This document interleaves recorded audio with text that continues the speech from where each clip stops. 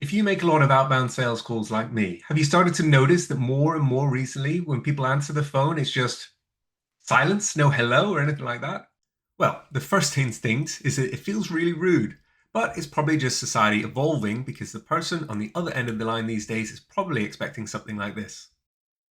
Hi there, this is Sarah, your local representative calling with a once-in-a-lifetime deal. I have an absolutely unbeatable offer for you today. Are you ready to hear about our amazing discounts that you can only get if you sign up right now? With AI calls becoming more prevalent, people are on guard the second they answer. There are so many robocalls and spam attempts these days that the default reaction is actually caution. I run a human, traditional call center within the fitness industry, and we dial out to incoming leads. But we've also started to use AI recently to great effect. And today, I want to share a simple approach that we use to earn trust from that first moment.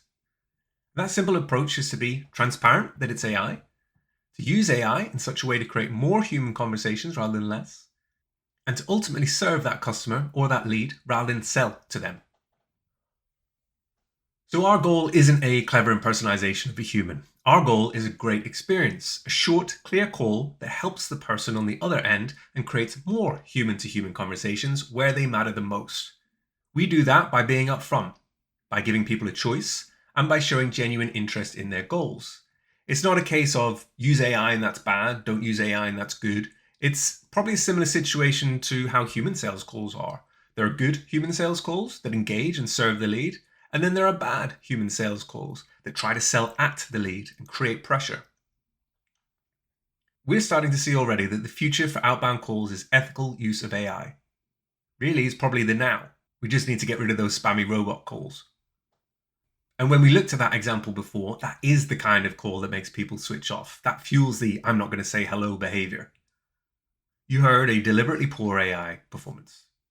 It tries to sound human. It jumps into a hard sell, never shows any value, never earns any trust. That's exactly what turns people off. That's the sort of call that creates that silence on pickup. It's pushy, it's shady, it erodes the trust. Now, here's the alternative. Hi John, this is Lucy. I am a smart assistant for Lift Flow Gym. Thank you for your inquiry for our 21-day fitness trial. I can answer any questions for you now, or I can arrange a time for a call back with a team member. Which would you prefer? Great. Can I get a call back on Thursday afternoon, please? Great. I can check availability for Thursday afternoon. I have 2 p.m. or 3:30. Which suits you best? At 2 p.m., please. Great. I'll book that for you now. That's all sorted. You're booked for 2 p.m. on Thursday. A team member will call you then. We lead with honesty and clarity. Our AI will speak first after a natural pause. So even if the person hasn't said a word, like we've experienced in human calls as well, we clearly state who we are and why we're calling. No guesswork, no pretending.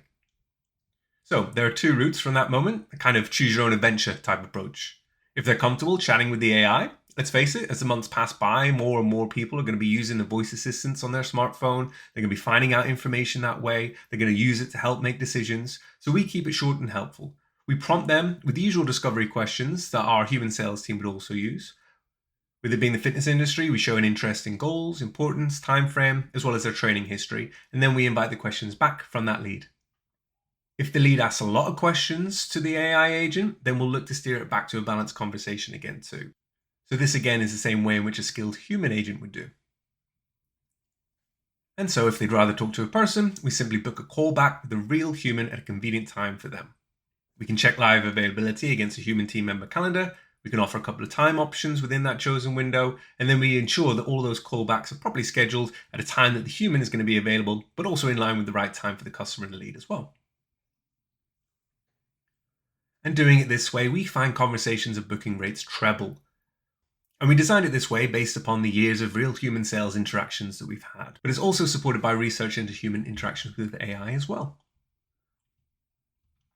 Studies in human-computer interaction have repeatedly found that clear disclosure, letting people know that they're speaking to an AI, can improve perceived sincerity and reduce that sometimes subconscious guard that goes up, feeling like you're being tricked or being scammed.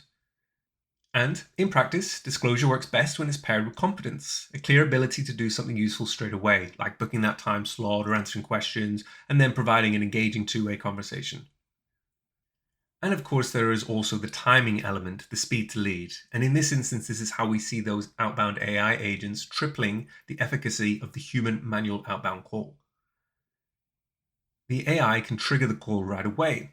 In our case, we tend to wait a minute because we want to do some checks to see if the customer's made a direct purchase or they made a direct booking, which would then obviously remove the need for the AI call. But in and around that 60 seconds, you see the pickup rate of 60% or higher, compared to 20%, 30% if you're lucky for a human outbound call. And this is because usually the lead has sent their inquiry through via their smartphone. The phone is still in their hand, it's still open, and it's much easier to link that action of them submitting their inquiry form to that call that's just come in.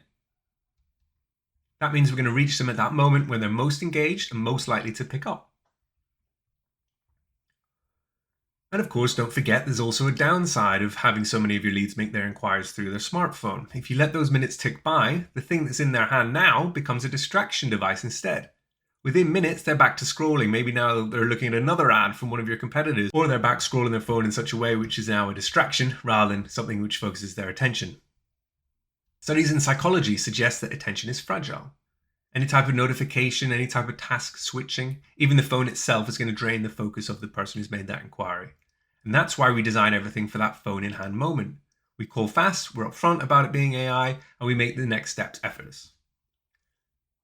So how can you implement this for your AI outbound calls? So, number 1, fast, clear disclosure. Let the lead know right away that this is an AI assistant that's reaching out to them. Immediately after that disclosure, make sure you're going to serve, make sure you engage. If you're looking to book that callback, make sure that's a smooth process done within a couple of seconds. If you're looking to answer questions, ensure that the agent's then prompted to also then engage the customer back by asking questions back, so that there's a balanced and engaging conversation, as well as it being useful for both the customer and of course for your business. And so whether you use our system or you test your own, here are a few simple rules that should lift your outcomes and reduce your friction. Have your agent speak first, but build in an actual pause. Have that upfront disclosure within the first sentence that it's an AI. Give 2 simple, clear options for the customer to choose, like we mentioned, the choose your own adventure style approach. And make sure your AI agent will show genuine interest. In our case, have them ask 1 or 2 questions about the fitness goals, the training history, and that means then the follow-up that the human will do will also be personal. And of course, measure and track everything. Measure your speed to lead, aim for 60 seconds or fewer from that moment of inquiry. The takeaway is simple. Transparency builds trust, especially when people are already very wary and on guard the second they answer the phone these days. If you're upfront about being an AI assistant, if you can help quickly, and if you can give a genuine choice between continuing with the AI or booking a human callback, you'll create much better experiences and more human conversations where they matter. And so if you're experimenting with AI calls yourself, feel free to borrow these lines and these guardrails. If you'd like some more help or some more specific examples, just reach out. I'll be happy to share those with you as well. Either way, design everything for that phone in hand moment. Have it transparent, honest, and remember to serve. Give simple, clear next choices and execute with efficiency.